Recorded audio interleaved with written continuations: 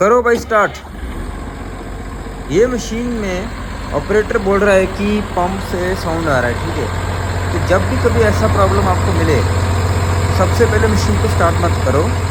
हम लोगों ने स्टार्ट करने से पहले फ़िल्टर विल्टर चेक कर लिया है। सबसे पहले फ़िल्टर विल्टर चेक करो, देखो कुछ लीकेज वीकेज तो नहीं है, कुछ अबनॉर्मल तो नहीं है। जब सब कुछ सही मिले तभी मशीन को चालू करो, ठीक है। तो अभी हम लोगों ने चालू किया है। लो आइडल में देख रहे हैं, लो आइडल में, हाई आइडल में पंप से साउंड नहीं आ रहा है। लेकिन मैं सोच रहा हूँ कि एक बार लोड दे के देखते हैं, हो सकता है कि लोड में आता होगा, ठीक है। तो अभी उसको मैंने बोला है लोड देने के लिए, और मुझे लगता है कि अभी आएगा इशू। हाँ, ये देखा आपने, लोड में इसमें साउंड आ रहा है। तो यही ऑपरेटर का आई थिंक कंप्लेंट होगा, जब मशीन चल रहा होगा तभी इशू आ रहा है। लो आइडल में, हाई आइडल में नहीं आ रहा है।